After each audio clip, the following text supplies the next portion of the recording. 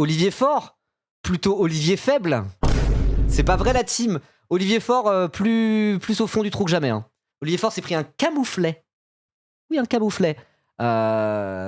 Pourquoi? Alors Olivier Faure, là en gros, ça décide de ce qu'ils vont faire pour la présidentielle, le PS. Il y avait deux solutions. Ils ont fait un vote hier. Il y avait deux options. Première option, l'option d'Olivier Faure. Olivier Faure qui est secrétaire national du parti. C'est censé être le chef.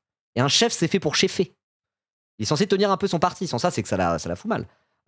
Donc l'option Faure, c'était on fait une primaire ouverte avec les partenaires écologistes, les partenaires de l'espace social-démocrate. Une primaire ouverte pour essayer de faire un truc un peu union de la gauche avec Tondelier et mes couilles, quoi. Voilà. Je ne sais pas c'est ce qu'Olivier Faure voulait faire. Et l'autre option, c'était non, on fait une primaire fermée, une primaire interne au PS, avec quand même place publique dedans, parce qu'il y a Glucksmann dans l'équation. Voilà. Deux options, une primaire ouverte, un peu type union de la gauche avec les écolos et qui veut bien venir. Deuxième option, la primaire fermée, avec place publique et le PS. Et qui a gagné à 55% le vote? La primaire fermée. Et donc Olivier Faure se prend un camouflet, comme on dit, parce que dans son propre parti, il a été mis en minorité. Et ça, quand t'es chef d'un parti, ça pue. Hein. Ça pue. Que va faire Benjamin Lucas? Alors Benjamin Lucas s'est retiré de la primaire populaire. C'était le premier à se dire je me casse, de toute façon ça mène nulle part cette histoire. Moi je pense, je l'ai call il y a déjà très longtemps, que Benjamin Lucas serait un des premiers dans le groupe écologique à rejoindre ouvertement Jean-Luc Mélenchon pour la présidentielle, et que peut-être, il y a Sandrine Rousseau aussi, et que peut-être il sera le premier d'une série à venir. Voilà. Moi je pense qu'il va faire partie de ceux qui ouvrent la porte à un ralliement à Mélenchon dans le cadre de la présidentielle. Je l'ai dit il y a longtemps, et je reste sur cette position. Vous allez voir, quand ça arrivera, je vais faire ah, j'ai lancé un live qui s'appellera J'avais raison, fallait m'écouter. Voilà, donc bref, tout ça pour dire que on va parler de politique, on va parler d'union de la gauche, on va parler de la présidentielle, on va parler du PS, on va parler des possibles contours d'un cadre unitaire autour de la candidature de Jean-Luc Mélenchon. On va parler de qui sera candidat au PS, est-ce que ça sera Glucksmann, est-ce que ça sera un autre qui gagne la primaire, est-ce que ça sera peut-être François Hollande, est-ce que François Hollande va participer à la primaire, plein de petites questions, est-ce que ça sera Karim Bouamran, plein de questions à se poser. Et pour ça, je vous propose de regarder Olivier Faure. Il était ce matin sur France Info, dans la matinale de France Info avec Agathe Lambray et Paul Laroutourou. C'est parti. Après, tout le monde s'en balèque de Benjamin Lucas. Oui, mais c'est le running gag, sur la chaîne. Voilà. Je me suis entiché de Benjamin Lucas parce que c'est le député de ma circonscription, hein, c'est ça à la base. C'est le député de Mantes-la-Jolie. Je suis content que Mantes-la-Jolie soit la seule circonscription à gauche du 78 parce que c'est là où j'ai grandi. Donc voilà, je me suis un peu entiché de lui. Après, il s'est fait remarquer dernièrement, Benjamin Lucas. Hein. Il a eu 2-3 trucs, j'ai vu, ça tournait sur Instagram. Hein. Il a eu 2-3 prises de position un peu fortes à l'Assemblée nationale, à traiter de légende fasciste. Vous avez peut-être vu l'extrait là, au moment où ça débattait à l'Assemblée nationale de. Comment ça s'appelle? De la loi permis de tuer. Et à un moment, c'était bien le bordel. Il y a Louis Boyard qui a dit vous êtes des fascistes. Vous êtes des fascistes. Il y a la vice-présidente de l'Assemblée nationale qui présidait la séance, qui a commencé à faire la CPE en mode genre on va aller au bureau de l'Assemblée, monsieur Boyard, ça va pas se finir comme ça. Hein. Et elle était en mode monsieur Lucas Lundi, calmez-vous, ça va être un rappel à règlement, monsieur Lucas Lundi. Bah c'était Benjamin Lucas, monsieur Lucas Lundi. Voilà. Et donc moi j'ai vu plusieurs fois des petites séquences comme ça où il arrive, il lâche un peu, il dit un peu les termes, il lâche un peu ses petites punchlines, il fait un peu comme LFI finalement à dire haut et fort des trucs plutôt basés à l'Assemblée ou en commission. Et après le mettre sur son compte Instagram, j'ai vu les trucs tourner un petit peu. Hein. Voilà, il a un truc dans le style, dans sa manière de pratiquer les réseaux sociaux et l'Assemblée nationale. Il a un truc un peu éléphysant en lui, et j'ai l'impression qu'il le fait de plus en plus. Et j'ai vu 2-3 fois là où ça tournait un petit peu plus que d'habitude. Donc voilà. Et moi je pense que si c'est un des premiers à se rallier officiellement à Mélenchon pour créer un cadre unitaire autour de Mélenchon pour la campagne des présidentielles, je pense que si c'est un des premiers à le faire, typiquement avec Sandrine Rousseau, ça va peut-être lui créer un petit buzz. Hein. Voilà. Et je pense que ça lui dérangerait pas d'avoir ce petit buzz. Voilà. C'est mon avis. Mais je pense, je suis assez sûr de moi pour ça. Peut-être je suis carriériste, Ribot, mais mon rêve d'être député à l'Assemblée nationale pour gueuler sur les fachos. Ah, après, ça a l'air bien. Hein. Ça a l'air bien. Ouais, être député, ça m'intéresserait pas trop parce que j'aime trop ma liberté. Ma liberté de ton. Enfin, juste ma liberté de dire un peu ce que je veux sur ma chaîne Twitch tranquillou. Si je deviens député, je devrais. Le projet Ribot dans l'Astros s'arrêtera probablement. Donc, en vrai, je flemme de fou, quoi. C'est pas un truc qui m'intéresse spécialement. Après, peut-être quand j'aurai 50 ans, je me dirais pourquoi pas. Mais par contre, j'avoue, pouvoir juste arriver à l'Assemblée nationale, prendre le micro comme ça et dire les termes, ça, j'avoue, ça a l'air bien. Ça, j'avoue, s'il y a un truc qui m'attire dans le métier de député, c'est ça. Le reste, en vrai, non, je vais pas vous mentir. C'est ni mon rôle, ni ma manière de faire. Et puis bon, C'est pas comme si j'arrivais à dire donnez-moi une Sarko s'il vous plaît, que je pouvais être candidat comme ça. Enfin, ça fonctionne pas comme ça. Ce que je trouve horrible dans le fait d'être député, c'est de côtoyer tous les jours des centaines de faf, les frissons. Mais oui, c'est bizarre hein, l'Assemblée nationale pour ça. Hein. Vraiment, moi j'ai été deux fois dernièrement là. Et en mode genre, ah ouais, vraiment, tu peux croiser un facho à tout moment quoi. Et vraiment, c'est un délire l'Assemblée nationale. T'es dans des dorures. T'as l'impression d'être hyper important. T'es important quand t'es député, quand même. C'est la chambre basse. Moi, j'ai une vraie sensibilité républicaine, figurez-vous. Même si je suis aussi marxiste, en tout cas, j'essaie de l'être, marxiste, communiste, le plus que je peux. En vérité, une sensibilité, ça se décrète pas. C'est une sensibilité, c'est comme ça. Moi, j'ai vraiment une sensibilité républicaine. C'est pas un truc que j'ai choisi, mais pour de vrai. Donc, moi, vraiment, quand je suis dans les dorures du palais Bourbon, monsieur le député, madame la députée, ça me laisse pas indifférent, quoi. Et du coup, c'est un délire. Hein. C'est un délire à l'Assemblée nationale. Ces gens-là ne sont pas comme nous. En tout cas, même s'ils sont comme nous à la base, je pense que 5 ans passés dans le Palais Bourbon à côtoyer comme ça, comme des collègues littéralement, des gens qui parfois sont des fascistes ou des gros droitards, c'est particulier. Hein. Je pense que ça change un homme, vraiment. Donc faut être solide et faut venir pour les bonnes raisons à l'Assemblée nationale. Sans ça, je pense que tu te fais graille. Hein. Tu te fais graille le cerveau par le décorum, quoi. Voilà. Bref. Allez, c'est parti donc, Olivier Faure. Waouh, le son est beaucoup trop fort. Le son est beaucoup trop Olivier Faure. Allez, blague de merde. Je mériterais vos insultes pour ça. C'est parti.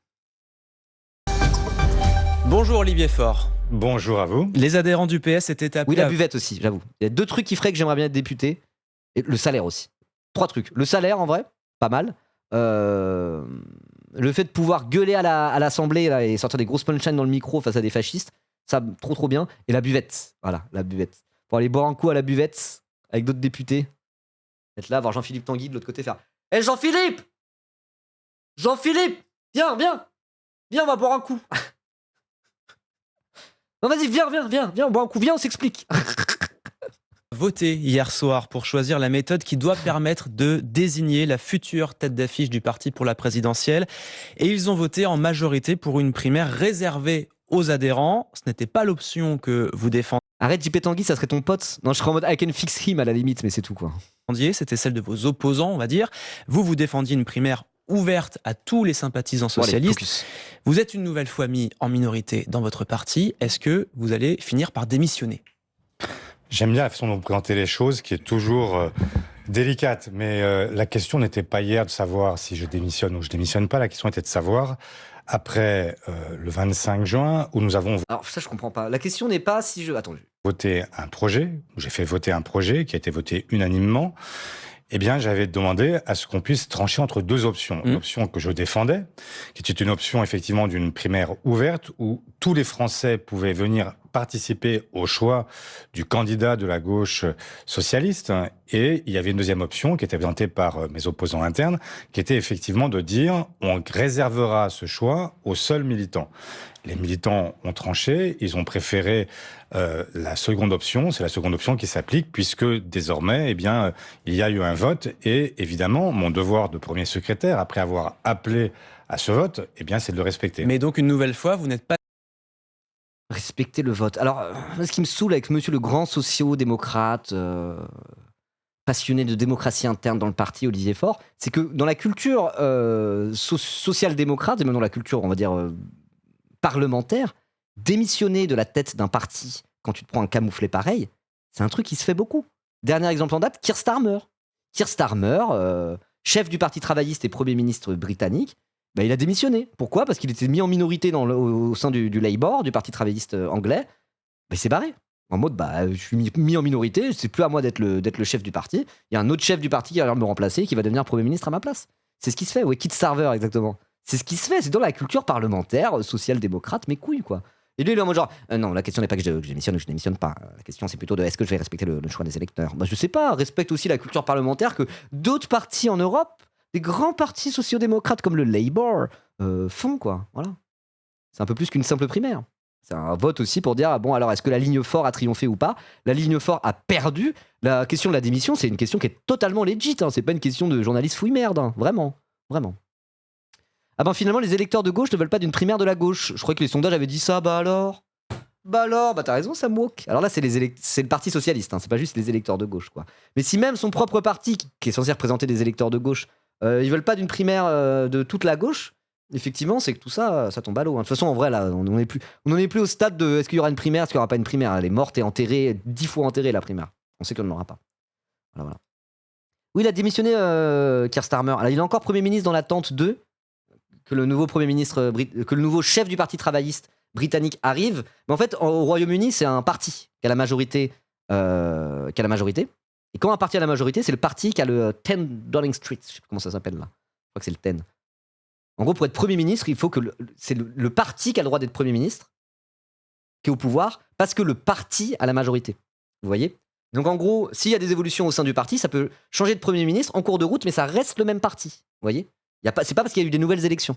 Un peu comme un président de la République en France peut changer de Premier ministre, même s'il n'y a pas eu d'autres élections. Donc si en interne, dans le Parti travailliste, il y a un changement de ligne, et ben le Premier ministre peut changer sur la base de ce changement de ligne. Ça ne veut pas dire qu'il y a des nouvelles élections. Donc là, Keir Starmer a démissionné de la présidence, je crois que c'est la présidence, a démissionné de la tête du Parti travailliste, mais dans l'attente qu'il y ait un nouveau chef, et ben il reste Premier ministre. Voilà.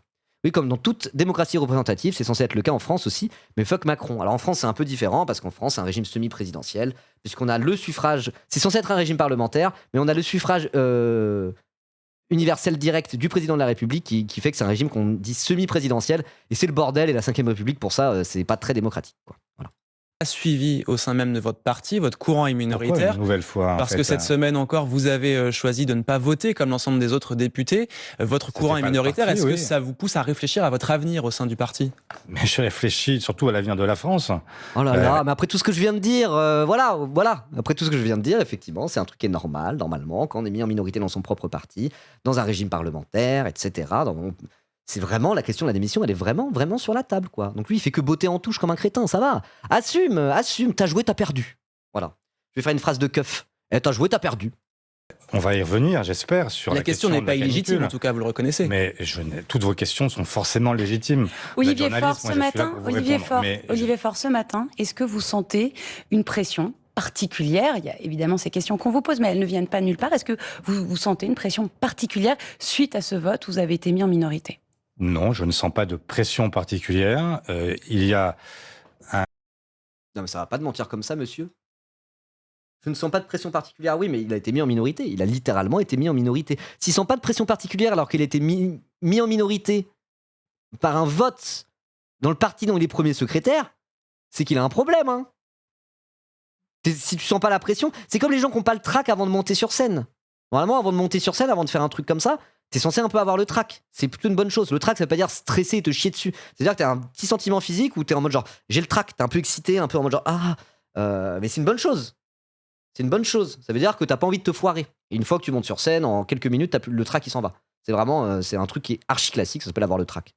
Si t'as pas le trac, c'est plutôt une mauvaise nouvelle. Ou alors c'est que t'as joué ta pièce 112 milliards de fois au même endroit, quoi, à la limite.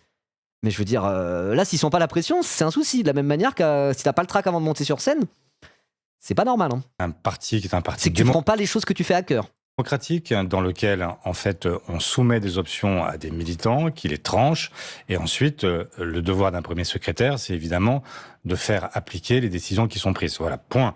Maintenant, il y a forcément des regrets de ma part. C'est-à-dire ? Parce que tout simplement, moi, ce que je souhaite, c'est qu'on n'ait pas une toute petite primaire. Je souhaitais qu'on ait au contraire, en fait, une primaire large qui permette d'engager une partie du peuple français, créer une dynamique, comme créer une forme de soulèvement, comme en 2012, faire en sorte qu'il y ait une forme de game changer, une possibilité de dire que dans cette... Donc 2012, c'est la primaire du Parti Socialiste qui a abouti à l'élection en interne de François Hollande, qui est devenu candidat à la présidentielle, et comme vous le savez, il a gagné en 2012 face à Nicolas Sarkozy. Bien sûr. Bien sûr. Alors attendez, chose intéressante. En vrai, si démission systématique, ça peut mener à une absence de prise de risque. Et du coup, je ne sais pas si je suis d'accord avec toi. Bon, logiquement, c'est la question de l'unité du parti qui compte à ce niveau-là.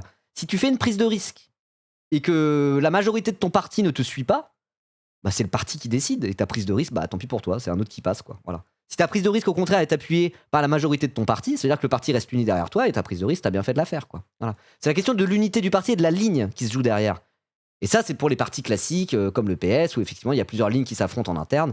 Mais ça peut créer aussi des situations de bureaucratisation qui sont insupportables et qui poussent à l'inaction ou à être centriste, en dernière instance. Vous voyez ? Comme par exemple, les écolos, c'est ça. Les écologistes avec Marine Tondelier, c'est ça. Marine Tondelier, elle est là en mode genre, moi je suis entre Rousseau et Jadot. Moi je suis ni de droite ni de gauche par rapport aux deux ailes de mon parti. Et elle se maintient au pouvoir comme ça. Mais à la fin, t'as pas de ligne. Donc c'est un peu pourri. Un parti comme la France Insoumise, il ne fonctionne pas comme ça. D'ailleurs, ce n'est pas un parti. C'est un mouvement. Voilà, donc on peut critiquer le manque de démocratie interne, mais au moins ça file droit, quoi. Voilà. Au moins t'as une ligne. Si t'es pas d'accord avec la ligne, bah écoute, personne t'oblige de rester. Et au contraire, si t'es d'accord avec la ligne et que tu les trouves based, bah tu viens avec nous, quoi. Voilà. C'est comme ça que marche la France Insoumise. Mais on va dire qu'il y a des avantages, des inconvénients sur les deux formes, quoi. Élection présidentielle, il y a l'irruption d'une force. C'est quoi la différence entre un parti et un mouvement? Ça veut un peu rien dire, quoi. C'est un mouvement gazeux. Mais en gros, LFI, c'est pas structuré de la même manière que le Parti Socialiste. Il n'y a pas plusieurs lignes avec plusieurs motions qui s'affrontent pendant des congrès pour savoir, sur la base d'un vote, quelle sera la ligne à venir. En gros, t'as une ligne, enfin, je grossis un peu, t'as des votes. Mais t'as une ligne qui est proposée, et on voit si les gens sont d'accord. Et si les gens sont d'accord, on continue. Mais en vérité, le parti est fait d'une manière où les gens sont d'accord, parce que sur ça, ils seraient même pas au parti. Et en fait, ça peut créer des micro-partis tout gaze de faire ça, ou ça peut créer, c'est le cas de la France Insoumise, un grand parti, où pour le coup, t'as pas plusieurs lignes qui s'affrontent en interne. T'as plusieurs, à la limite, sensibilités, mais qui se mettent d'accord autour d'une ligne plutôt unique. Mais encore une fois, personne n'oblige à rester au parti si on n'aime pas cette ligne-là. Et au contraire, ça c'est plus l'aspect mouvement gazeux, n'importe qui peut s'agréger au mouvement sans directement adhérer au parti, puisqu'il n'y a pas de carte, t'es pas à jour de cotisation, mais si tu te reconnais dans le programme et la ligne de la France Insoumise, tu peux apporter ta pierre à l'édifice, juste en rejoignant un groupe d'action, juste en faisant la promo de la France Insoumise sur les réseaux sociaux, etc., sans adhérer au parti et avoir un pouvoir décisionnel dans les instances du parti. Vous voyez? Donc c'est vraiment assez différent, c'est pour ça qu'on parle parfois de mouvement gazeux. Mais là, il se trouve que LFI, on peut avoir des critiques sur le fonctionnement en interne du parti. Il y en a eu depuis longtemps, et des gens qui sont encore à LFI, qui sont de bonne foi, et qui sont pas juste en train d'essayer de faire un putsch. Hein. Moi, j'ai parlé avec des gens qui sont à LFI et qui étaient en mode, il y a certains trucs, c'est un peu opaque, c'est pas clair, moi ça me saoule en tant que militant. Bon, bah ils sont encore à LFI, dans tous les cas, parce qu'ils adhèrent à la ligne, malgré tout. Donc, je veux dire, on peut avoir des critiques sur le fonctionnement d'un parti comme ça, mais la force est de constater, après 10 ans d'existence et à l'approche de ces présidentielles, que ça fonctionne quand même. Voilà, ça fonctionne quand même plutôt très bien. Voilà. Je sais pas combien ils étaient à voter au PS hier. Si vous avez l'info, n'hésitez pas, mais moi j'ai pas. Merci LHMI pour ton Prime, pour ton 3e mois d'abonnement. Merci beaucoup, et merci Aléa des Rêves pour ton 5e mois. Alors que la primaire de 2017, hein, c'est celle qui a vu gagner Benoît Hamon. Tout à fait. Et celle où Manuel Valls, qui pensait vraiment gagner la primaire, il a fait un cacaboudin, il avait signé une charte comme quoi il suivrait le gagnant de la primaire, parce que c'est la règle, et au final il s'est barré instantanément pour rejoindre Macron. Voilà. Et du coup, on s'est retrouvé avec Benoît Hamon à 6%. Il s'est fait siphonner le cul. C'est vulgaire un peu. Qui s'est fait siphonner par Mélenchon en réalité. Beaucoup. Mais après, Benoît Hamon qui a fait amende honorable, on va dire, et qui s'est dit je me casse du PS, ce parti c'est de la merde. Et il a fondé Génération. Et aujourd'hui, des SOSDEM, c'est pas le pire Benoît Hamon, moi je trouve. Voilà. Pour venir bousculer le jeu. C'est pas le choix qui a été pris, j'en conviens, mais enfin, ça ne m'empêchera pas de continuer à me battre sur mes options, sur ce que je crois, et sur la nécessité, y compris de rassembler toute la gauche démocratique. Alors, je finis juste là-dessus, effectivement, je retourne un peu en arrière. Ça fonctionne parce que c'est plutôt bien adapté au fonctionnement de la Ve République, la structuration de l'FI. Oui, où il faut un présidentiable, il faut un gros bulldozer incarné. Qui s'appelle en l'occurrence là Jean-Luc Mélenchon. Voilà, mais peut-être pas pour toujours, on verra comment ça évolue. Et ça se trouve un jour, la France Insoumise sera un parti qui se structure différemment, de manière peut-être un peu plus classique, en mode parti de masse à l'ancienne. On verra. Sur ce que je crois et sur la nécessité, y compris de rassembler toute la gauche démocratique et écologique, parce que si ça n'est pas le cas, il y aura un problème. On va continuer à en parler. Marine Le Pen, qui est désormais candidate, c'est une option malheureusement qui est une option que l'on croit possiblement victorieuse, et donc nous devons nous battre jusqu'à la fin pour éviter le pire. Olivier Faure, on va continuer à en parler. Vous évoquez donc des regrets ce matin par rapport à ce vote. Est-ce que déjà vous pouvez nous donner le vote précis? Quel est le rapport de force au sein du Parti Socialiste? Quelle est la part des militants qui ont souhaité donc majoritairement que ce soit une primaire fermée, comme on dit, réservée aux adhérents? Aux adhérents et à place publique. Mais place publique, ils sont 4. Hein. C'est juste pour ne pas éjecter l'option Glucksmann, qui est l'option principale à l'heure actuelle. Donc ça serait une primaire, PS place publique, et donc du coup ça pourrait être une manière pour Glucksmann de dire je participe à la primaire du PS, je participerai à la primaire, et je vais la gagner. Nous allons gagner la primaire, et nous allons gagner face à la France Insoumise, et au Rassemblement National, la présidentielle. Ça pourrait être une manière de, on va dire, valider le fait que le PS se range à Glucksmann, ou ça pourrait être autre chose, on ne sait pas encore. Voilà. L'option de la loose, non, il n'y a pas de Génération, justement, c'est une primaire fermée. Lui, il voulait qu'il y ait Génération, les écologistes, l'après, Ruffin et compagnie. Il voulait faire le même projet que Tondelier et compagnie. Hein. À la base, dans toutes les. On appelait ça le périmètre de Bagneux, dans le milieu. Il était sur la même ligne que Tondelier, les unionistes et compagnie. Il était sur scène avec eux quand ils faisaient leur truc. Vous voyez ? Sauf que du coup, cette ligne-là, officiellement, le PS l'a rejetée. Ils vont faire une primaire fermée avec juste le PS et place publique. Voilà. Du coup, exactement, Ruffin, les écolos et les unionistes pro-primaire, ils sont baisés. Hein. Là, ça ne marche plus. S'ils veulent faire une primaire, ça sera la primaire des écologistes plus Ruffin et Clémentine Autain. Et donc, à voir ce qui va se passer. Est-ce que Tondelier va y aller en solo ? Est-ce qu'ils vont quand même faire une primaire pour rajouter une 4e candidature sur les candidatures ? Ça serait inaudible parce qu'ils sont censés être unionistes. Tondelier, dans les derniers sondages, elle est à 3%. Ça pue la merde. Hein. Donc voilà, les noisettes sont cuites. Et la question qui se pose, et ça, j'en ai beaucoup parlé, et moi, je pense qu'il va y avoir de ça, c'est est-ce qu'il va y avoir des ralliements à Jean-Luc Mélenchon dans cet espace politique des noisettes, comme vous dites. Il y a des choses qui vont dans ce sens. Sandrine Rousseau va dans ce sens. Pour moi, Benjamin Lucas, qui représente Génération, il va aller dans ce sens-là. C'est pas grand monde, mais ça peut être sur le symbole, on va dire. À un moment donné, ça peut être un pied dans la porte, vous voyez. Et t'as Cyrielle Châtelain, présidente, s'il vous plaît, du groupe parlementaire des écologistes, qui a signé avec une douzaine d'autres députés écolos, donc c'est beaucoup. Hein, il n'y a pas tant que ça des députés écolos. Un texte officiel chez les écologistes pour dire il faut ouvrir la discussion avec LFI et le PCF, mais le PCF va y aller en solo normalement. Donc voilà, donc on attend un move de Benjamin Lucas, on attend un move de Cyrielle Châtelain, on attend un move de Sandrine Rousseau qui a déjà commencé son move, et moi je pense qu'il va y avoir des ralliements à Mélenchon. Parce qu'ils vont essayer de se sauver leur cul de politicien et sauver leur siège à l'Assemblée, ne serait-ce que pour ça. Voilà. Mélenchon est trop fort à gauche, et à un moment donné, il y en a qui vont se dire, bon bah soit on... Et puis il y a ça, il y a sauver son cul de politicien, sauver son siège à l'Assemblée. Il y a aussi probablement un peu de sincérité politique là-dedans, à se dire, bon bah je suis de gauche quand même, à un moment donné, il faut arrêter de tergiverser, on va se ranger avec Méluche. Comme ça, en plus, ça sera l'occasion de choper un deal pour les législatives, et ça sera l'occasion de faire une campagne de gauche, quoi. Voilà. 25-45, donc ce sont... Le PCF pour évoluer, je suis pas sûr que même eux changent pas de braquet vers décembre-janvier. Alors, selon le Congrès, je fais une petite parenthèse là-dessus, comme ça on aura tout fait, après on continue l'interview tranquillement. Sur le PCF, au Congrès, ils ont validé le fait qu'a priori il y aurait une candidature Roussel. Ça doit être validé une dernière fois en septembre, je crois que c'est le 6 septembre. Je pense qu'ils veulent valider une bonne fois pour toutes à la fête de l'UMA. Je pense que le timing, ce qu'ils veulent faire, le PCF, et ça me saoule de dire ça, c'est de dire c'est bon, Roussel sera candidat et il ira jusqu'au bout pour pouvoir faire un meeting à la fête de l'UMA là, et casser les couilles. Je pense que c'est ça qu'ils vont faire. Je pense que c'est ça le plan. Voilà. Et du coup, là où c'est intéressant, c'est que pendant le congrès, ils ont fait voter un truc pour dire, ils appellent ça une clause suspensive ou je sais plus quoi. En gros, il y avait l'idée, il y avait certains qui défendaient en interne au PCF le fait de dire, vas-y, on présente une candidature, donc Roussel, a priori, on présente une candidature en se laissant une option de se retirer en cours de campagne si jamais, je cite, la situation l'exige. Donc la situation l'exige, on ne sait pas trop ce que ça veut dire, mais en gros, ça veut dire si Roussel il stagne à 2% dans les sondages et que Mélenchon il a 16, 18, 19, il est vraiment en possibilité de se qualifier pour le second. A priori, ils auraient dit, bon, bah, on se retire et on appelle à voter Méluche. Je pense que c'est ça. Je pense que c'est ça qu'ils voulaient dire avec cette clause suspensive. Il se trouve qu'au congrès du PCF, le week-end dernier, ils ont dit, non. Si on a acté qu'en cas de candidature PCF, la candidature ira jusqu'au bout. Voilà. Le truc, c'est qu'en interne, il y a des voix dissidentes au PCF, des gens qui sont importants, notamment des parlementaires qui aimeraient bien garder leur siège et garder un groupe PCF, le groupe GDR, PCF et Ultramarins, sur la prochaine législature, et qui se disent, si on y va en full méga solo, à un moment donné, on n'aura pas d'accord pour les législatives et on va disparaître.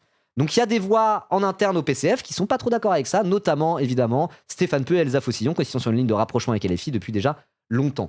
Donc a priori, c'est acté qu'il y aura une candidature PCF qui va jusqu'au bout, mais même s'il y a ça qui se passe, il peut y avoir en interne des personnes importantes du PCF qui se barrent, qui rejoignent Mélenchon en cours de route pour la campagne, qui ne font même pas la campagne de Roussel, ce qui fragiliserait Roussel de fou, ce qui renverserait Mélenchon. Donc voilà. Pour moi, c'est plus à ce niveau-là que ça va se jouer pour le PCF. Est-ce que tout le monde au PCF, et je pense notamment aux parlementaires PCF, bon, déjà surtout les députés, mais même certains sénateurs, on peut penser à Fabien Gay, je sais pas du tout, hein, là-dessus, je sais pas plus que vous ou quoi que ce soit, qui pourraient peut-être, en interne, voilà, se dire, bah, on va lâcher Roussel, quoi. Voilà. Donc c'est risqué, il joue un jeu risqué, Roussel, s'il y va et qu'il y va, qui dit, j'y vais jusqu'au bout. Donc à voir. Voilà, la section PCF de Seine-Saint-Denis. Tout à l'heure, ça parlait des JC, mais les JC, c'est plus affilié au PCF. Ils sont barrés déjà. Voilà. Donc à voir. Il peut y avoir du rififi au PCF si Roussel y va, mais a priori, Roussel va y aller, quoi.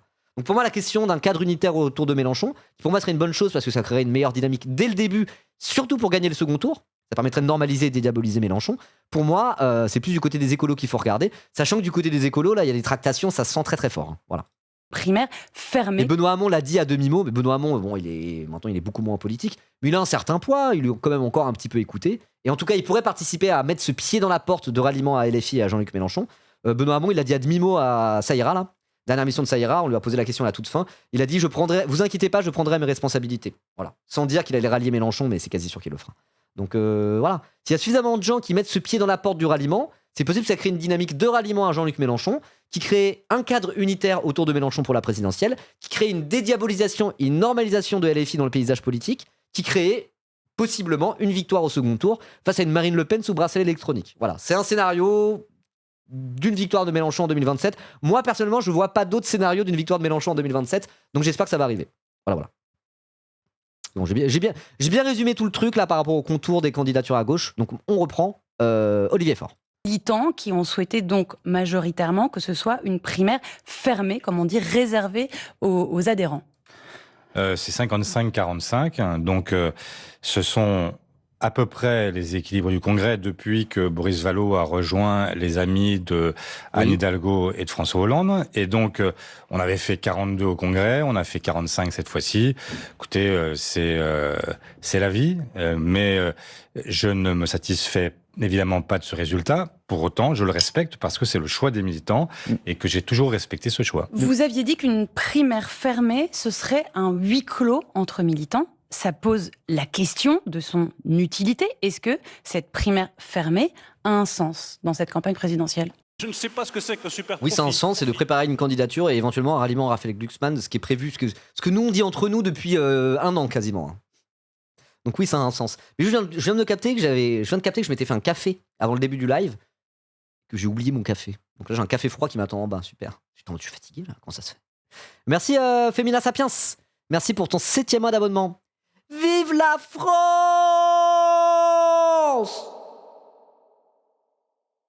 Tout à fait.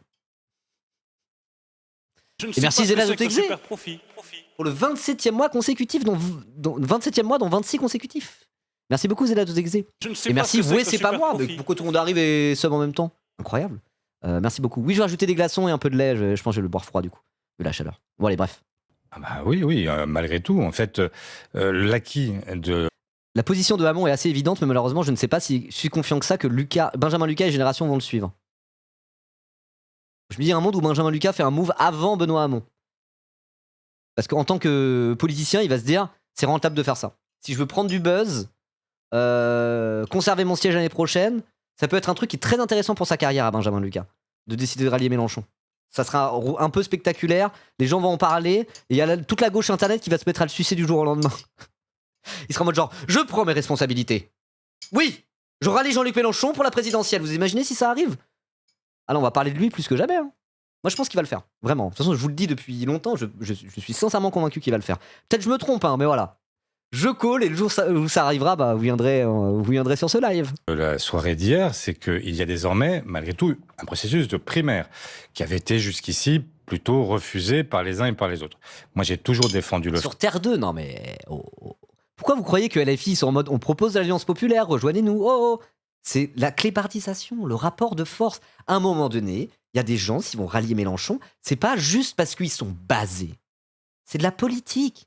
À un moment donné, il y a un siège à conserver, il y a un groupe parlementaire à constituer. Il faut 15 députés pour avoir un groupe parlementaire. Pourquoi vous croyez qu'il y a eu la NUPES ? Ils voulaient un groupe parlementaire, le PCF, les écolos et le PS. C'est en mode on veut un groupe parlementaire. Mélenchon a estimé que faire une alliance de ce type, il y avait un intérêt pour grossir au maximum les rangs autour de lui. C'est un move qui était politicien, mais qu'est-ce que vous croyez ? Justement, c'est un suicide politique pour lui de rejoindre les extrêmes. Mais Mélenchon, c'est la gauche aujourd'hui. Regardez les sondages. Il a 16% dans les sondages, il n'y a personne d'autre à gauche à part Raphaël Glucksmann. Et Raphaël Glucksmann, il est derrière Jean-Luc Mélenchon. À un moment donné, il y a aussi de réfléchir 5 minutes, analyser la situation, de se dire, est-ce qu'à l'avenir, LFI sera de plus en plus incontournable à gauche ? Ils sont déjà hégémoniques à gauche. C'est quoi le plus rentable sur l'avenir ? LFI qui grossit, ils sont en train de est devenu le parti de gauche en France, ou se mettre derrière Raphaël Glucksmann qui est de droite. Voilà, exactement. Non. Même si c'est par cynisme, moi je pense qu'il peut y avoir des ralliements. Hein. On n'est plus dans la méta LFI, le diable incarné, finito à tout jamais. Hein. On n'en est plus là. On n'en est plus là à gauche. Refusé par les uns et par les autres. Moi, j'ai toujours... La NFI, c'est pas une NUPES, c'est pas une histoire de groupe parlementaire, c'est une histoire de modalité de scrutin qui favorise les alliances. Oui, je suis d'accord, ça favorise les alliances, mais pourquoi ils ont fait ces alliances, typiquement les écolos et le PCF? C'était parce que cette alliance, cette modalité de scrutin qui favorise les alliances, ça leur permettait aussi de conserver leur groupe parlementaire, alors que sans alliance, peut-être qu'ils n'auraient même plus de groupe parlementaire. Et c'est pas bon, hein. C'est pas bon, hein.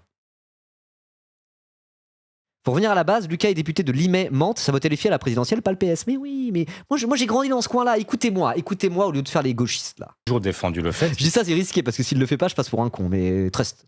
On va gagner la Coupe du Monde et Benjamin Lucas dans la foulée va rejoindre Jean-Luc Mélenchon, vous allez voir. Il fallait un choix démocratique qui conduise à un moment à donner une légitimité la plus forte possible au candidat ou à la candidate. Et donc, je me félicite au moins d'une chose, c'est qu'il y aura une primaire, donc un débat qui aura lieu pendant tout le mois de septembre. Nous voterons en octobre et donc il y aura la possibilité d'un échange et d'affirmer des lignes, de faire en sorte qu'il y ait quelque chose qui se passe et que ce soit pas simplement à chaque fois sur la base des seuls sondages ou la base de rapports de force interne que les choses se passent. Il faut qu'il y ait un débat, il faut qu'on sache que les Français comprennent ce que nous allons porter dans l'élection présidentielle et quelle est la place que nous entendons y occuper. Mais est-ce que vous avez un peu l'impression de vous tirer une balle dans le pied en Une primaire entre Hollande et Glucksmann, hein, oui. Oh waouh. Ah, ça va être ligne contre ligne, programme contre programme, cette histoire. Hein. Qui sera le plus basé en termes de programme et de ligne politique entre Hollande et Raphaël Glucksmann. Hein. Et Olivier Faure et Philippe Brun. Et peut-être Boris Vallaud. Qui va mentir le mieux, hein. Oh waouh, j'ai hâte de voir cette primaire, hein. C'est beau. Hein. fermant cette... Par contre, vous me dites juste arrêter avec le Benjamin Lucas Glaze. C'est le running gag sur cette chaîne. C'est tout. Vous verrez. primaire, justement. Ne me demandez pas de... Quand Benjamin Lucas il était à gueuler à l'Assemblée là, contre les fascistes, main dans la main avec Louis Boyard, là ça suce, hein. Balle dans le pied en fermant cette primaire, justement. Ne me demandez pas de trouver que c'est mieux de fermer que d'ouvrir. J'étais pour une primaire vous êtes totalement déçu. ouverte. Il y a une déception, bien sûr, parce que moi, je souhaite au contraire que toutes celles et ceux qui ont envie d'un candidat ou d'une candidate socialiste ou apparentée qui se disent « j'aimerais participer à ce choix », ont le sentiment qu'au fond, on est en train de privatiser ce choix et de l'enfermer. Donc, je regrette que ce soit ce choix-là qui ait été opéré. Pour autant, c'est le choix des militants et donc il est respectable. Vous regrettez, mais il y aura quand même une primaire, il y aura donc des candidats. Est-ce que vous serez candidat à cette primaire ? Le moment venu, vous le saurez. Ce sera quand ? Mais je ne sais pas. En fait, Vous en tout sortez cas, un livre Les images sont accablantes, quoi. Ils mettent Philippe Brun et Karim Bouamran, hein. Aïe. Ah, ça donne envie la primaire du PS, hein, ça va être merveilleux. Au mois de septembre, en général, c'est quand on est Les candidat gages. qu'on sort des livres. Allez, non, j'ai Allez. déjà sorti plusieurs livres et je n'étais candidat à rien. Mais là, il y a une Donc, échéance qui arrive quand même. il y a une échéance qui arrive. Je dirais ce Et que Hollande. je crois Allez. nécessaire pour le pays parce que nous sommes à la veille d'une échéance cruciale. Et encore une fois, nous ne sommes pas dans les années 30, mais enfin, on voit quand même progressivement. attends, tu parleras du fascisme après, Olivier Faure. Là, je vais bien. Là, ça va m'énerver. Attendez, par contre, avant. Flash info exclusif, priorité au direct. Selon notre envoyé spécial du chat, Medes_, il semblerait que Ségolène Royal a annoncé sur X, anciennement Twitter, vouloir participer à la primaire. Mais la primaire fermée du PS ? C'est quoi ce truc de con ? Quelqu'un a un tweet ? Envoie le tweet. On peut mettre des liens dans le chat. Envoyez le tweet, Mais attends, elle a soutenu LFI la dernière fois ? Elle a soutenu Mélenchon en 2022 ? Et là, elle va faire la primaire du Parti Socialiste ? Alors que Mélenchon est à 16% dans les sondages. Envoyez le tweet, s'il vous plaît. Les gars, envoyez le tweet, les gars. C'est quoi cette merde ? Ah, la politique, hein. Ah, la politique, c'est désastreux, hein. Aïe. Alors pourquoi elle a soutenu LFI en 2022 et là elle veut pas soutenir en 2027 ? Je sais pourquoi. Parce que Jean-Luc Mélenchon ne peut pas gagner face à l'extrême droite. Jean-Luc Mélenchon au second tour est la garantie que l'extrême droite gagne la présidentielle. C'est pourquoi je décide de soutenir des gens éclatés au sol. Ah non, parce qu'elle est son ex.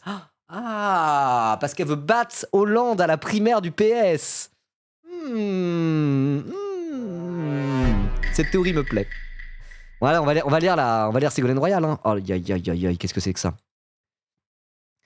J'ai décidé de participer à la primaire après de nombreux échanges avec des gens rencontrés, des élus, des citoyens actifs dans des associations, des entreprises. Je prends cette initiative avec humilité, sans ego, oui, c'est ça, et sans posture de supériorité comme on en voit trop, pour servir en étant à l'écoute, avec discernement, expérimenté et respectueuse des différences de point de vue. Sauf la limite infranchissable du racisme et de l'antisémitisme. Bah oui. Du sexisme et de l'homophobie, et de l'extrême droite aux portes du pouvoir. Comment pourrais-je ne rien faire face à l'hypothèse selon laquelle la première femme de l'histoire de France qui accéderait à la présidence en serait issue? Donc en gros, elle veut être candidate pour que le second tour, ça soit Ségolène Royal versus Marine Le Pen, et que dans tous les cas, on ait une femme présidente et que ça soit pas Marine Le Pen? Bon. Notre pays, secoué par de multiples crises, exprime le besoin d'un avenir rassurant pour retrouver une France tranquille, s'écrit en caps lock, et confiante en son destin. Dans un esprit d'équipe et de rassemblement autour de plusieurs priorités. On dirait une lettre de motivation, le bordel. Hein. Ah, c'est nul à chier, on dirait une lettre de motivation. Et en plus, il y a plein de trucs écrits en caps lock. Mais elle a cru que c'était un titre de live Twitch. C'est un communiqué pour dire je suis candidate à la présidentielle. On dirait des titres de live Twitch avec des majuscules, quoi. Oh là là. Un ordre juste dans tous les domaines pour redonner du pouvoir d'achat, relancer l'activité économique sans détruire les protections sociales et en luttant contre la vie chère. Ordre juste pour l'éducation, la santé, la sécurité quotidienne. Numéro 2. L'urgence climatique par l'application énergétique des décisions de la COP21 que j'ai présidée. Petit 3. L'urgence énergétique pour les TPE-PME. Bon, j'arrête de lire les trucs en caps lock. Artisanales, industrielles et agricoles qui souffrent de la flambée du prix de l'énergie. Des solutions existent contre les faillites inquiétantes en reprenant notre autonomie énergétique et en baissant les taxes, comme je l'ai fait quand j'étais ministre de l'énergie. La reconstruction d'un État fort qui ne tolère aucune violence contre les enfants. Enfants en majuscule. La reconstruction d'un État fort qui ne tolère aucune violence contre les enfants. Trop bizarre d'écrire ça comme ça. Zéro tolérance pour les agresseurs. Lutte implacable contre les violences sexuelles, comme je l'ai fait dans mes responsabilités ministérielles. Alors on voit bien qu'en rhétorique, on appelle ça faire preuve, de montrer qu'on a de l'expérience, quoi. Voilà, elle est en mode genre, j'étais ministre. J'étais ministre aussi. J'ai présidé la COP21, je suis expérimenté.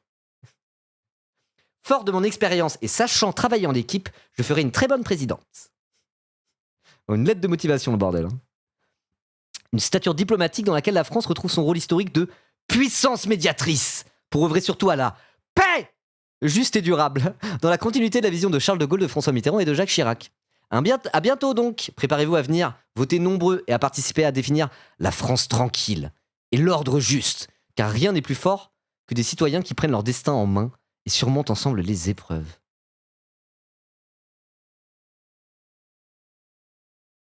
C'est nul. Ouais, on dirait qu'elle cherche un stage. Ah, c'est nul. Du coup, elle parle de la primaire du PS, on est d'accord? Oui, ça date d'aujourd'hui, on est le 10. Et putain, la politique, un monde plein de surprises. Hein. Alors, il y a au moins une bonne nouvelle. Hein. Parce qu'on va bien rigoler avec cette primaire du PS. Hein. À commenter, ça va être un plaisir. Hein. Let's go. Mais enfin, on voit quand même C'est quand? Ils ont fixé la date? Ça va être peu après la rentrée. Hein. Ah, c'est bon, ça. Ah, la saison va commencer sur les chapeaux de roue. Ça, c'est qu'un aperçu de ce qui nous attend, les amis. Hein. Ah, la saison 2026-2027, on va se régaler. Par contre, si l'extrême droite gagne à la fin, on va pas se régaler, évidemment. La politique, c'est pas que du divertissement, mais mettre un petit peu de légèreté et de divertissement dans un sujet aussi lourd, bon, ça permet de survivre aussi, quoi. Voilà. Faut rester sérieux malgré tout. Effectivement, les choses se dessinaient, avec une droite qui se confond de plus en plus avec l'extrême droite, et une menace réelle de voir l'extrême droite l'emporter. Et donc ça, c'est le discours de quelqu'un qui va se présenter. Ouais, écoutez, ne cherchez pas à chaque fois à me faire dire ce que je ne dirai pas. Non, mais vous dites il y a quelque chose, il y a une menace, donc ça veut dire que vous réfléchissez. Je te rappelle, il dit il faut combattre l'extrême droite, hein, parce que Olivier Faure et son groupe ont décidé de ne pas censurer le gouvernement Lecornu. Le gouvernement Lecornu a continué à exister. Et le gouvernement Lecornu a littéralement fait voter, main dans la main avec le Rassemblement national, une loi permis de tuer pour les policiers. Une présomption de légitime défense dans le cas où ils ouvrent le feu sur des citoyens. Si vous vouliez combattre l'extrême droite, Olivier Faure et le PS, il y avait un truc à faire, c'était censurer les gouvernements, déjà parce qu'ils étaient tous plus illégitimes les uns que les autres. Le NFP est arrivé en tête, etc., etc. Et puis parce que c'était évident qu'en fin de mandat, ils allaient passer toutes les pires lois d'extrême droite cradingues avec le RN. Allô, une loi qui était historiquement réclamée par Jean-Marie Le Pen. Oui, il a voté la censure, Benjamin Lucas. Mais les écolos aussi, de manière générale. Bon, bref. Vous laissez le temps de la réflexion, donc c'est que... Je dis simplement que je crois que dans un moment comme celui-là, il faut sonner le tocsin. C'est vrai sur la question de l'extrême droite, comme je viens de le dire. Ouais, c'est toi qui vas te faire sonner le tocsin, Olivier Faure, là. Il s'est bien fait sonner le tocsin en interne, là. 55% en interne contre lui, alors qu'il est premier secrétaire. Voilà. Et puis moi, je pense qu'en cas de primaire et en cas de présidentielle, il va bien se faire sonner le tocsin, celui-là. Hein. Vrai sur le climat, et c'est la raison pour laquelle j'ai voté la censure lundi. C'est vrai aussi sur la question, en fait, démocratique. Il a voté la censure quand c'était sûr que ça allait pas passer, et la censure qui pouvait tout décider et mettre le gouvernement hors d'état de nuire, celle-là, il l'a pas voté. Hein. C'est vrai, et vous en savez quelque chose, y compris sur la pression mise aujourd'hui sur le service public de l'audiovisuel. C'est vrai aussi de la question sociale, avec des Français qui ont un pouvoir d'achat qui est malheureusement en berne. Sur toutes ces questions-là, oui, effectivement, il faut se battre et ne pas donner le sentiment qu'on serait dans une forme de repli sur soi-même et dans l'entre-soi, à un moment où, au contraire, il faut ouvrir les portes et les fenêtres pour pouvoir convaincre et faire en sorte que l'inéluctable ne le soit pas. Vous vous laissez jusqu'à quand pour le dire Jusqu'au que mois vous de êtes septembre. candidat ou pas? En septembre, c'est le rendez-vous, ce sera ce moment-là. Mais je ne donnerai pas de date parce que j'en ai pas. Mais enfin, je pense qu'à un moment, il faudra bien que chacun... Je me laisse 3 mois. 3 mois pour tenter de convaincre le camp social-démocrate. Nous allons battre le Rassemblement national. Et je serai candidat. Mais c'est pas encore sûr. Faut que je vois aussi avec Léa si elle m'autorise. Parce que ça va la mettre au chômage pendant quelques mois. Termine, et puisque la primaire aura lieu début octobre, eh bien, il faut que les candidats se déclarent à un moment et disent s'ils y participent ou pas. Vous nous expliquez à quel point l'enjeu de cette campagne présidentielle va être particulièrement important, avec un rassemblement national donné au-delà de 35% dans les intentions de vote. On va pas tout regarder en entier. Hein. Quand on s'arrête de parler Popol, on s'en voilà. La vie sur le mondial 2026 et la canicule d'Olivier Faure, c'est des vrais sujets. Hein, mais j'ai pas envie d'avoir l'avis d'Olivier Faure en fait. Voilà. Est-ce que vous n'avez pas déjà perdu trop de temps ? Non, je pense pas que nous ayons perdu trop de temps, mais il ne faut pas en perdre beaucoup plus. Bah si. Ah si. Non, je suis pas d'accord, il a perdu un peu de temps. Hein. Attendez. Je vous montre un truc. Il a perdu du temps pendant que d'autres ont pris du temps. Est-ce que je vais le retrouver facilement sur ce moteur de recherche immonde ?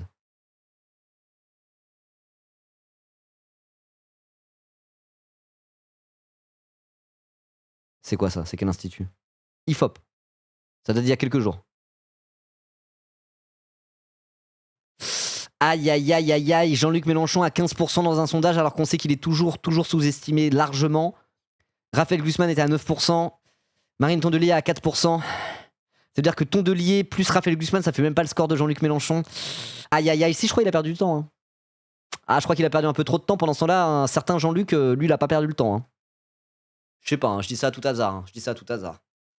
Bon, alors après, ce qui fait peur, c'est ça. Hein, Marine Le Pen à 36%. Mais rappelle que les sondages, aussi lointains avant une présidentielle, c'est un peu de l'AD. Alors, est-ce que Marine Le Pen va faire un bon score et être probablement au second tour ? Oui, je pense. Oui. 36%, faut pas abuser. D'ailleurs, j'ai vu un truc, comment il s'appelle ? Raphaël Yorka, je crois qu'il s'appelle. Un mec à l'Institut Jean Jaurès, je sais pas quoi, là, il était sur France Inter. C'est intéressant ce qu'il avait dit. Il disait, on dit souvent que les sondages, c'est une photographie à l'instant T. Mais il disait, moi je pense pas que ce soit une photographie à l'instant T.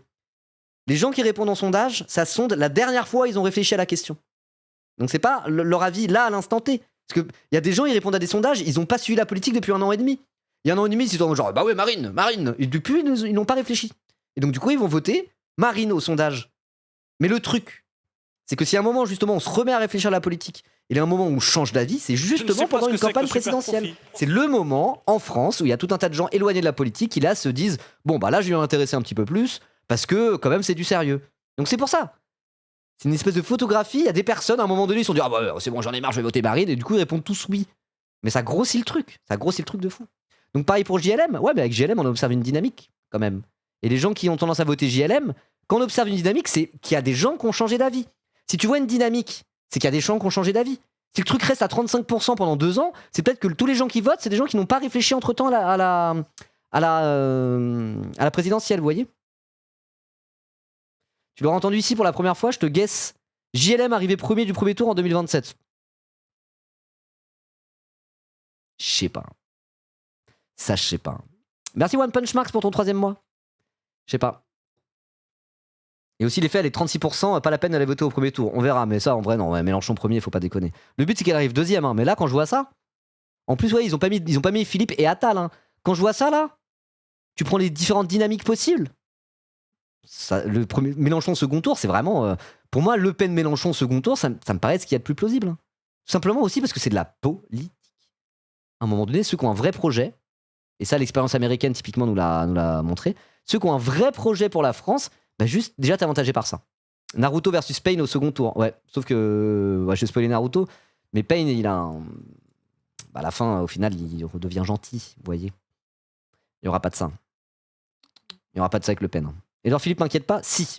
Édouard Philippe m'inquiète s'il arrive à agréger... je l'ai dit 1 milliard de fois, ça. Pour moi, le seul danger, c'est Édouard Philippe, s'il arrive à agréger un vote utile de premier tour, si le discours... Et ça sera ça. Hein, le discours, ça va être...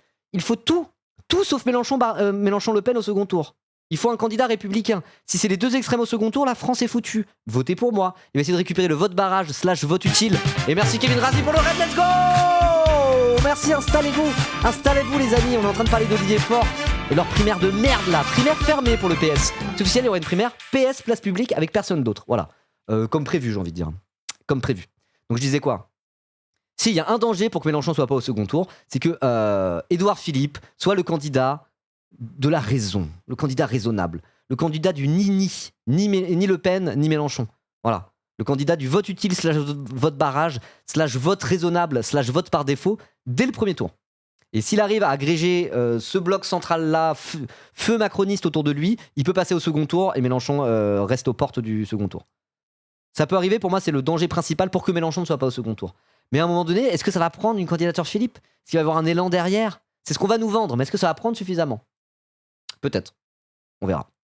Mais oui, ça sera aussi le candidat à la retraite à 68 ans, tatata, quoi. Voilà. Mais en même temps, si c'est le candidat de la retraite à 67 ans face à Marine Le Pen, qui est la candidate de la retraite à 62, et Mélenchon, le candidat de la retraite à 60, Je ne sais pas ce que c'est que bah le super voilà, profit. il peut agréger quand même. De toute façon, les gens qui comptent agréger, c'est pas des gens qui. C'est des gens qui sont pour réformer les retraites, quoi.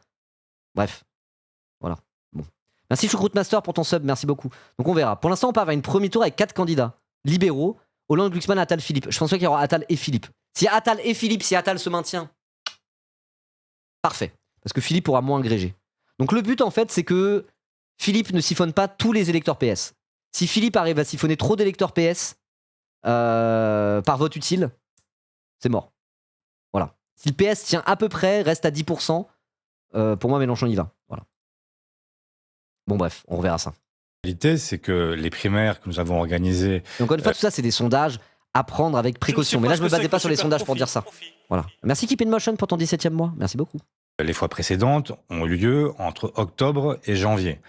C'est dire qu'on n'est pas... voilà. Et que les champions qui sont les champions de l'été qui précède... Mais le parti n'était pas si divisé et si replié sur lui-même qu'il l'est aujourd'hui. La question n'est pas la question du parti, c'est la question à un moment d'une candidature, de son lien à l'opinion publique. Et méfiez-vous des sondages. Je sais bien que politiques comme médias commettent la même erreur à chaque élection présidentielle, c'est de vouloir désigner un an à l'avance celui qui va gagner.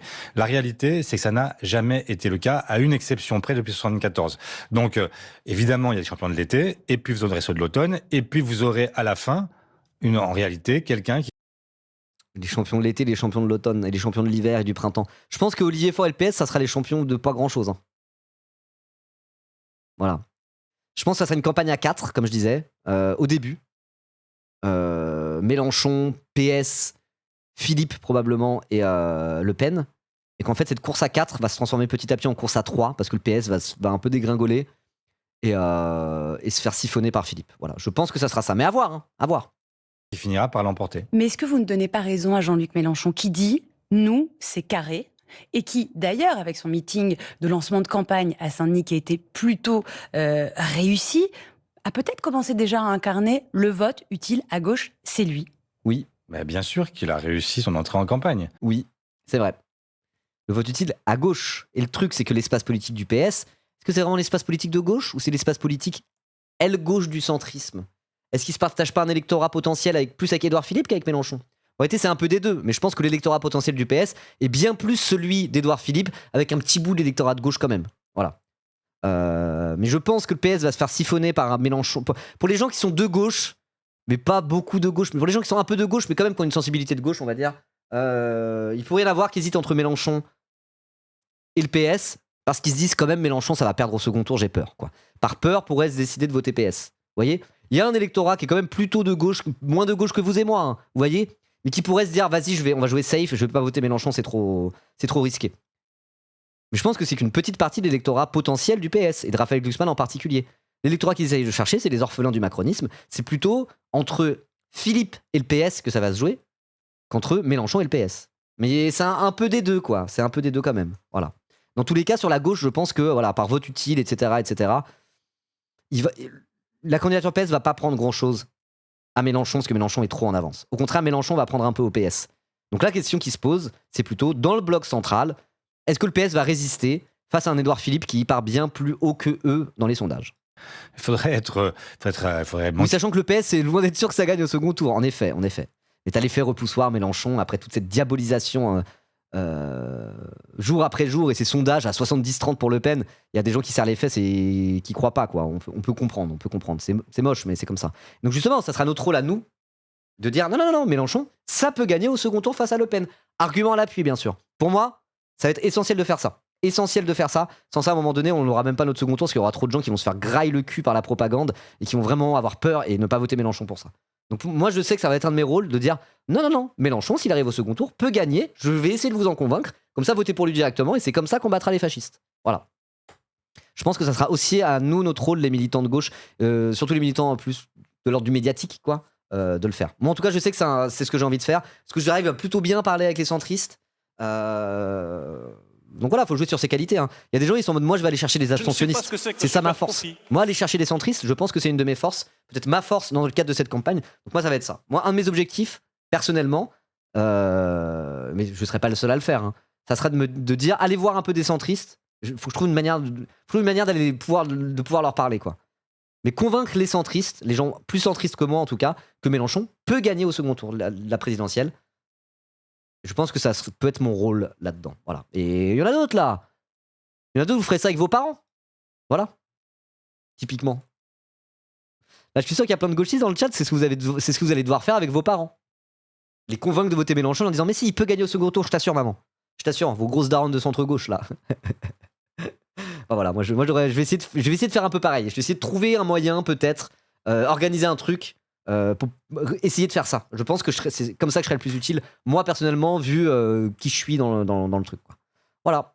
Merci Deorina, merci beaucoup pour ton prime.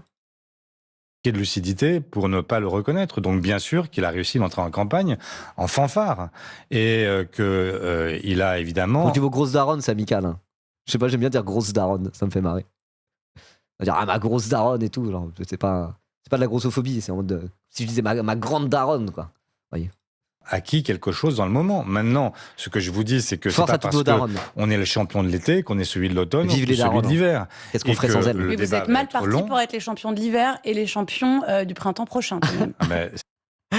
Il se fait cook par France Info. En plus, c'est l'équipe B de France Info, là. Hein. C'est même pas Agathe Lambray et la Routouroux. Hein. Je pensais que ça serait eux. Non. Il se fait cook par l'équipe B du plateau de France Info. Bah bravo. Hein. Bravo Olivier Faure. Hein. Bravo. Hein. C'est vrai que si nous continuons sur la même lancée, le risque c'est d'être... Attendez, juste, c'est intéressant. Désolé, hein, Olivier Faure, je respecte pas le React. Hein. Je coupe la parole toutes les 2 secondes. Bon, en même temps, c'est pas hyper intéressant. Les discussions dans le chat sont plus intéressantes. Moi, je sais pas comment convaincre ma collègue qui voudrait voter Clémentine Autain et pas Mélenchon parce qu'il fait peur. Bah, si Clémentine Autain fait un move pour soutenir Mélenchon, t'auras rien à faire. Et je pense que c'est possible. Il y a des bruits de couloir comme quoi elle regrette de s'être barrée de LFI. Et ça serait compréhensible. Hein. C'est un move de merde. Hein. Moi, je pense que Clémentine Autain et Corbière, ils peuvent très bien se dire bon, bah, allez, on regrette, mais ainsi soit-il. Hein. Voilà. Sachant que la primaire est morte et enterrée. Voilà. champions de l'hiver et les champions du printemps prochain. Moi, tout moi, de je- même. Ah ben, pour moi, c'est pas vrai impossible. que si nous continuons sur la même lancée, le risque c'est d'être effectivement battu largement. Et donc c'est la raison pour laquelle moi je vais me battre pour au contraire faire en sorte que les choses se passent différemment. Je vous l'ai dit, on a commencé par adopter le projet. Il fallait Traître un jour, traître toujours. Oui, oui, bah si les traîtres, ceux qui disent ça sur le chat, les traîtres auront un truc à dire, c'est non, j'appelle à voter Mélenchon pour la présidentielle et je me joins à son mouvement. Vous allez tous arrêter de dire ça, hein, ça va, hein, ça je vous connais, hein, je vous connais, hein, je vous connais, hein. Je vous connais. Hein. adopter une méthode. Nous aurons en octobre, et j'espère début octobre, une incarnation, et à partir de là, Ouais, ouais. nous entrerons Dans le cadre de la pleinement en campagne, ouais, on verra, et ferons on verra. valoir ce que nous avons à faire valoir. Mais Olivier Vous allez Faure, dire si soutien vous critique et basta, réfléchissez hein. à vous Ça présenter, va. c'est que vous estimez qu'aujourd'hui, les Raphaël Glucksmann, Philippe Brun et tous les Ouais, autres vous avez- candidats Vous avez Aurélien Taché à la France Insoumise, le mec a fait macroniste, il a fait trois législatives, il a fait Macron, écologiste, LFI, et là c'est le plus LFiste des LFistes, quoi. C'est vraiment l'aile gauche de LFI, quoi, le mélenchoniste absolu. Il y a 3 ans, il était chez Macron. Hein. Je vous entends pas beaucoup chier sur Aurélien Taché, donc non, c'est bon, ça va. Hein. à gauche ne peuvent Ça va. pas porter la gauche, ne On peuvent le pas déteste. porter vos combats. Mais je c'est ça. défends une ligne. Oui, la oui, ligne oui, que oui. je défends depuis 8 ans, c'est une ligne de rassemblement et d'unité de la gauche démocratique et écologique. Faire en sorte que nous puissions nous retrouver, trouver là la force nécessaire pour atteindre le second tour et ensuite arriver à rassembler plus largement encore pour gagner. Et donc, voilà, c'est ce que je défends. Je défends des Vous convictions. le défendez, mais pas Vous pour me la dites- présidentielle. Vous ne Non, voulez mais pas Jean-Luc vous me Mélenchon dites, comme vous êtes- candidat. Vous me dites, vous êtes minoritaire, vous êtes ceci, vous êtes cela. Je dis François. ce que je veux pour mon pays et Et je vais arrêter, on s'emmerde dans cette. Je n'arrive plus à rester concentré sur Olivier Faure. On a fait le tour, qu'est-ce que vous voulez que je réacte à ça en fait? Les commentaires sont bien plus intéressants. Ma mère a le cerveau un peu cramé par CNews ces dernières années. Elle a quand même voté JLM en 2022, puis Marine Le Pen au second tour. Ah, ce genre de profil, c'est vrai qu'il y en a. C'est le profil dégagiste. C'est le profil dégagiste, ça. Dur. Là, elle est un peu fâchée par Marine Le Pen qui se présente condamnée. Elle dit qu'elle va voter à droite, mais pas Le Pen. Pas sûr que je fasse campagne vers elle cette fois. Et en vrai, pour moi, il y a un moment où elle vote Mélenchon. Hein, avec les bons arguments. De dire, mais regarde, c'est le plus gaulien de tous les candidats. Regarde les candidats, qui c'est qui ressemble le plus, qui c'est qui rappelle le plus la grande figure du général de Gaulle? Soyons honnêtes 5 minutes, maman. Droite ou gauche au final, quand même? Bon, il y en a un qui a la stature, hein. C'est qui le plus gaulé, exactement? C'est Méluche? Je sais pas. Je sais pas.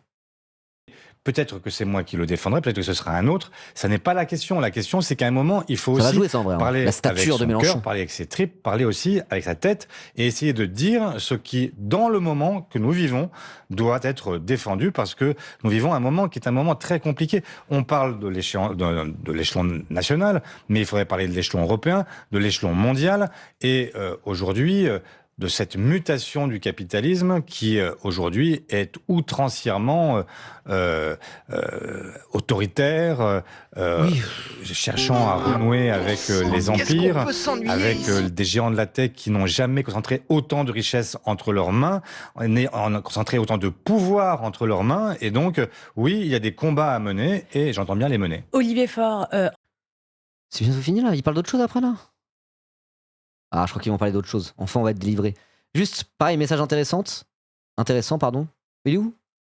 J'ai vu un message super intéressant. Mais il est où le message intéressant? Bon, je sais pas, il y a quelqu'un qui disait mon grand-père a un portrait du général de Gaulle dans sa cuisine et il a voté Mélenchon en 2012. Pourquoi? Parce qu'il a vu Méluche, il a vu l'homme. Pas forcément les programmes politiques, mais il a vu le Je ne style sais pas ce que Méluche. c'est Il que s'est ce dit, super profit. ah, mais quand même, c'est un gars qui a de la gueule. Hein. Et moi, c'était en 2012. Il y a un de mes meilleurs potes. À l'époque, c'est un ami d'enfance. Hein. Et à l'ancienne, il était de droite en réalité. Mais c'est pour tout un tas de raisons familiales en réalité. Voilà. Et maintenant, il est en train de se transformer en gauchiste. Ça me fait trop plaisir, quoi. Ça me fait trop plaisir. Vraiment. Hein. L'autre fois, il m'a dit, là, il était remonté sur Paris, etc. Il a dit, je me suis surpris, j'étais un peu bourré. Avec un pote à moi et je me suis retrouvé à avoir tout un laïus comme quoi c'était super important de voter en 2027 parce que le fascisme est à nos portes, quoi. Il a regardé tout l'abécédaire de Johan Chapoutot sur Blast comme ça. Il est en mode trop bien Chapoutot, il est en mode genre ah ouais non mais c'est fou les analogies avec les années 30 et tout, quoi. Quand on était petit il était de droite, quoi. Il était de droite, vraiment, hein. Truc de fou. Mais il avait quand même voté Mélenchon en 2012 et je sais qu'il m'avait dit juste le mec il a pas dit comme ça mais il était en mode le gars a une stature. J'ai l'impression que ça fera un bon président, même si sur le programme économique, je pense pas être d'accord avec lui. Mais ce gars-là a l'air d'être chaud pour gérer la France. C'est pas un guignol, contrairement aux autres. Voilà. Alors qu'il était de droite, hein, plutôt. Hein. Vraiment. Hein. Vraiment. Il était de droite pour des raisons familiales. Et maintenant, plus ça va, plus gauchiste. Au début, il était gauchiste en mode genre, voilà, il a voté Mélenchon en 2022, il traîne beaucoup avec ses potes, la plupart sont de gauche, etc., etc. Ça joue énormément. Mais là, c'est pas juste il est gauchiste passif. Là, maintenant, vraiment, il s'intéresse grave à la politique. Il est en mode genre. Moi, ça me fait trop plaisir. Ça me fait trop plaisir. L'autre fois, je parlais avec lui, j'étais en mode genre, mais il commence à avoir les datas et tout. Il commence à être chaud, quoi. Voilà. Donc, ça fait trop plaisir. Mais tout ça pour dire que lui, il avait voté Mélenchon en 2012, un peu comme ton papy. Parce qu'il était en mode genre, bah voilà, ça c'est un homme d'État, contrairement à tous ces guignolos qui mentent en continu. Voilà. Ça fait plaisir de voir des gens passer de la droite à la gauche, parce que c'est possible. Sur le temps long, c'est possible. Voilà. Parce qu'il y a des gens qui sont de droite un peu par défaut. Ils sont de droite parce que leurs parents sont de droite, ils sont de droite parce qu'ils ont je sais pas, une mentalité méritocratique, issue des valeurs de leur famille, etc., etc. Ils sont de droite par défaut, quoi. Et les gens de droite par défaut, je pense qu'il y en a beaucoup. S'ils se mettent à s'intéresser à la politique, ils peuvent devenir de gauche, vraiment de gauche. Hein. C'est possible, vraiment. Comme Infâme, c'est différent, parce que lui c'était vraiment un militant d'extrême droite, créateur de contenu d'extrême droite. Lui, il s'intéressait déjà à la politique. C'était pas un droitard par défaut qui est loin de ça, quoi. Voilà. Et lui, il a vraiment, d'un seul coup, il a eu un déclic de se dire, mais l'extrême droite, vous êtes des bouffons. Maintenant, je suis de gauche, quoi. Voilà. Régel Gorilla, est-ce que c'était pas un droitard par défaut? Est-ce qu'il était si politisé que ça à l'époque, Régel Gorilla? Je sais pas. En tout cas, voilà, il y a des gens qui sont de droite, je dirais même, il y a des gens qui sont électeurs RN par défaut, en vérité. Je sais pas si c'est les fâchés, pas fachos. Du coup, ils sont racistes aussi, probablement. Mais pourquoi? Parce que dans leur ville, tout le monde vote RN. Tous leurs potes, ils votent RN. Leurs darons, ils votent RN. Ils sont dans des coins où ça vote RN. Et eux, du coup, ils réfléchissent pas trop, ils votent RN. Mais est-ce que c'est profondément des militants fascistes, ces gens-là? Non. Non. Il y a des gens qui votent RN par défaut en France aujourd'hui. Si t'as un mouvement suffisamment, si t'as un effet de groupe suffisamment fort, et avec le RN, ça fait ça, tu votes RN par défaut. Tu réfléchis même pas. Tu votes comme tes potes. Tu vis comme les gens. Tu votes comme les gens autour de toi. Combien de personnes avaient une sensibilité de droite et puis il se trouve que la vie les a amenés via des soirées, les trucs, à traîner avec des petits bobos gauchistes. Et maintenant ils sont de gauche. Il y en a plein. Des connards d'école de commerce, ils ont fait 3 soirées techno, des afters avec des mecs qui tapent de la cocaïne, ils se sont retrouvés à faire des trucs de bobos parisiens dans le 18e arrondissement et maintenant ils sont de gauche juste parce qu'ils ont traîné avec des gens de gauche. Ça arrive tout le temps. Ça arrive tout le temps. Et ça fait garder espoir. Ça fait garder espoir. Et inversement, non. Si, inversement, bah pour le RN, c'est ce que je disais. Inversement pour le RN. Mais je trouve que, je sais pas, dans la jeunesse, s'intéresser à la politique, ça rend plutôt, ça gauchise plus que ça droitise, j'ai l'impression. Mais après, j'en sais rien. Si, ça peut aller dans les deux sens. Mais c'est justement le principe de la politique. C'est que c'est un combat politique. Je veux dire, tout n'est pas figé. On se dit, non, mais les droitards, ils bougent pas. Les gens changent d'avis. Et justement, c'est un combat entre la droite et la gauche qui arrive à amener le plus de gens vers eux. Tout simplement. C'est la politique. En fait, c'est assez basique ce que je dis. Mais parfois, on oublie ça. Parfois, on a l'impression que les choses sont sclérosées à l'infini. Mais en fait, non. Elles sont sclérosées. Elles ne sont pas sclérosées pour une chose. Peut-être pas principalement. Mais un truc qui fait comprendre que la politique n'est pas sclérosée, c'est qu'il y a plein de gens, ils s'intéressent pas à la politique. Et ils votent un peu par défaut. Ils sont de droite, mais ils sont pas de droite par des très profondes convictions. Ils sont de gauche par de pas très profondes convictions. Et à partir du moment où il y a plein de gens qui votent, qui ont le même droit de vote que vous et moi, qui sont des citoyens tout autant concernés que vous et moi, qui s'intéressent pas tant que ça, voire pas du tout à la politique, bah ça veut dire qu'il reste un vivier de gens qui nous pensaient qu'elle est changeable, et changeante et échangeable. Quoi. Voilà. En 2 mots, pour mener ces combats, il y a aussi un candidat qui est très bien placé dans la gauche. Attends, de plus en plus, dans un gros festival trans. Ah, salut Aztechno Paris. Mais je te connais, moi je connaissais les soirées Aztechno sur la péniche. C'était Péniche Cinéma? Ou une autre, la péniche à la Villette, là. J'en ai fait des Aztechno au péniche de la Villette. C'était des soirées en mode. Il y avait de la trance, mais c'était un peu de la psy-techno aussi en début de soirée. De la techno un peu de tougher, mais douce. Je saurais même pas comment dire ça, mais c'est pas la première fois qu'on te parle de ça. Mais pour moi, c'était ça, Aztechno. C'était trans, mais pas trop. Du coup, t'avais un gros festival trans le week-end dernier, discours de clôture qui appelle clairement à voter JLM. Bah, moi, j'ai fait le Doxart là il y a pas longtemps. T'avais des gens maillot LFI 2027, maillot de foot. Hein. Il y a pas de droitard. Hein. Il y a pas de droitard. T'avais les Antifa de Caen qui avaient un stand là-bas. Le stand Antifa de Caen. D'ailleurs, j'ai eu un super. Attends, je l'ai encore. Ah ouais. D'ailleurs, j'ai eu ce super sticker au Doxart. Il est trop bien, non? Ah putain, allez! Ah, c'est chiant quand ça fait ça, attendez. Mais pourquoi? Pourquoi?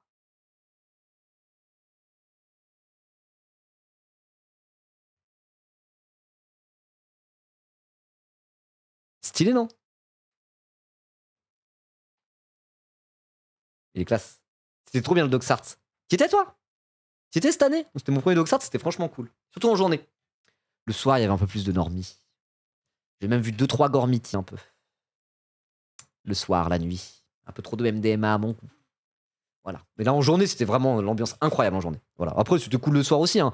L'officiel est vraiment bien. C'est juste que ça commence à être vraiment connu et du coup, il y a des gens un peu plus toxicophobes. Mais non, juste quand t'as fait des soirées pendant 10 ans, l'ambiance, il fait nuit, tout le monde est sous MD, à kiffer un peu comme ça dans son coin. C'est pas l'ambiance que je préfère. Parce que c'est pas là où il y a une meilleure énergie sur le dance floor. Mais j'en ai pris plein de la MD en soirée. Évidemment. C'est juste que quand vraiment t'as fait beaucoup de teuf, beaucoup de festivals, beaucoup de trucs, l'ambiance, tout le monde dans l'obscurité sous MD, c'est pas l'ambiance que je trouve la plus intéressante. Quoi. Voilà. Bref, mais trop bien le Docsart en tout cas. Voilà. Bref, tout ça pour dire que oui, voilà, on va gagner un mouvement inarrêtable dans la jeunesse et pas que dans la jeunesse. Une dynamique existe, les amis. On va les baiser. France, Antifa. Hors France Insoumise, c'est Raphaël Glucksmann. Est-ce que vous pensez qu'avec ce mode... J'ai fait un Weather au Bourget à l'ancienne, je l'avais fait il y a très longtemps. Mais c'était bien. C'était cool. J'étais resté au Camion Bazar quasiment toute la soirée. J'ai pas été voir les grandes scènes, j'étais en mode putain, Camion Bazar, c'est vraiment la meilleure scène. Yes, let's go. de désignation d'un candidat, d'une primaire plus fermée. C'est des conditions auxquelles Raphaël Glucksmann pourrait souscrire. Est-ce qu'il va finir par accepter le vote des militants socialistes? Est-ce qu'il a d'ailleurs le choix de s'en passer, selon vous? Je crois qu'il n'a pas le choix de s'en passer. Et que quand on veut... Oh, comment il fait le mec? Je crois que Raphaël Glucksmann n'a pas le choix de s'en passer. Qui est-il sans nous, Glucksmann? Rien. Personne. Oh, le flex. Le flex de merde. Hein. Le flex de merde. Sans moi, Raphaël Glucksmann, il est finito. Ah, le flex de merde. Hein. Poppers mieux que la MD? Non. Après, les drogues, c'est les drogues, quoi. Mais bon, le Poppers, c'est un peu clatax. Bref. Après, c'est moins... Ouais, je pense. Le soutien des socialistes... Alors, petit action prévention. La drogue. Faites attention. Si jamais vous prenez des drogues en milieu festif, ne le faites pas n'importe comment. Renseignez-vous avant. Prenez pas n'importe quel cacheton qui traîne en anti ou je ne sais quoi. C'est un coup à finir aux urgences. Vous faites gaffe. Il y a des stands de prévention normalement dans tous les événements festifs. Voilà. Référez-vous à des gens plus expérimentés que vous, si jamais c'est les premières fois. Faites pas ça n'importe comment. Faites ça dans les règles de l'art. Voilà. Très important. Et allez voir des trucs de réduction des risques. Le moins que l'on puisse faire, c'est de se plier à la règle du départage. Moi, le Docsart, j'étais bière clope, rien d'autre. C'est la première fois, je pense que c'est la première fois que je fais un festival où je suis négatif au salivaire en ressortant. Hein. Vraiment, même pas de joint, rien. Pas une table sur un joint, que dalle. Rien. Et c'était très bien. Et je l'étais me coucher à 8h les deux nuits. Voilà. Le moins que l'on puisse faire, c'est de se plier à la règle du départage démocratique. Donc ce matin, vous l'invitez à participer à cette future primaire. Fermé. Oui, mais de toute façon, moi je crois qu'on ne gagne pas une présidentielle en se cachant. Et que donc on doit forcément à un moment entrer dans l'arène, accepter la confrontation, parce que ça n'est pas une nomination, l'Élysée, c'est une élection, et donc ça suppose à un moment d'accepter la confrontation. Olivier Faure, vous restez avec nous, on va poursuivre cette interview dans quelques... Non, stop. Ah, c'était chiant, hein. Après, c'était bien parce que je trouve que le réact était cool. J'ai plus parlé avec le chat que réagi à la vidéo, là, pour le coup. Ça dépend des fois. Bon, bah voilà, en tout cas. Je pense qu'on a pu aborder un peu tout ce qu'il fallait aborder par rapport à ce sujet. En réalité.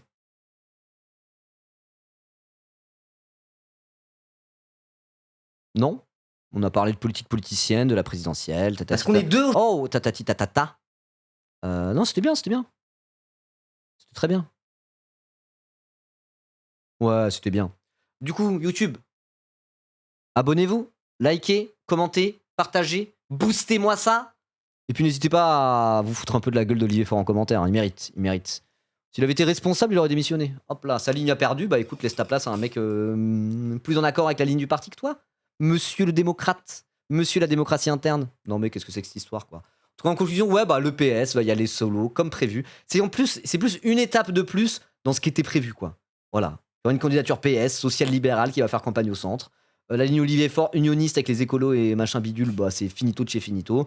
Du coup, maintenant, à voir comment les écolos et tout le groupe écologiste va réagir par rapport à ça. Est-ce que ça va accélérer une phase de ralliement à Jean-Luc Mélenchon de la part de certains?